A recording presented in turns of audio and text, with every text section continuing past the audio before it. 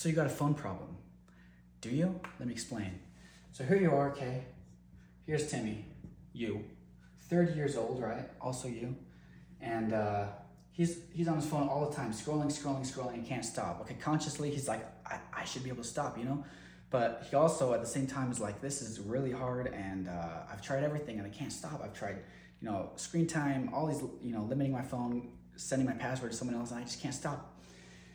Okay, and even if I do stop, then it ends up being some other problem in my life. I create another symptom, okay? So the problem is, why does he want to go on his phone in the first place? That's what I would ask myself.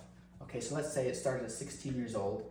He's in the party, there's all these people around him, it's really uncomfortable, and he's like, okay, well, I don't like being around all these people, and I feel alone, so I'm just gonna scroll on my phone, okay?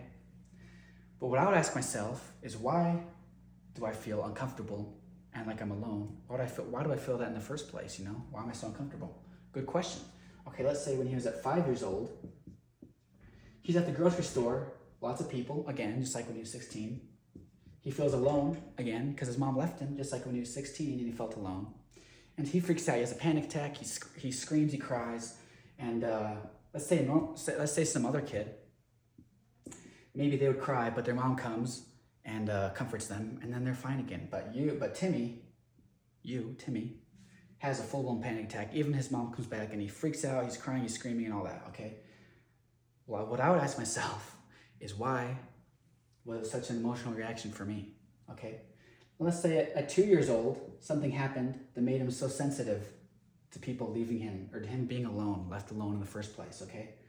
Okay, maybe we can keep going back and back and back. But the important thing here is, the problem is not a phone problem. It's all of this, okay? And until you address all of this, you're still gonna feel uncomfortable and wanna do something to avoid that. So let's say you fix the phone thing, but without fixing this, you're just gonna end up finding some other reason, some other way to avoid this discomfort and avoid being around people and all that. And that's not a solution, is it? But if you fix the actual root issues that are in your subconscious mind, here's your brain right there, then you can fix the real problem. And that's what hypnotherapy does. It goes back into your subconscious.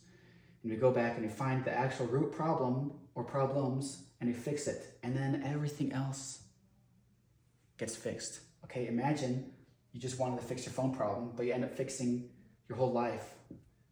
Or you fix all these problems that you didn't even know existed, or that you were aware existed, but it's all connected. That's what hypnotherapy does, okay? And it's very fast, very quick, a lot faster than traditional therapy.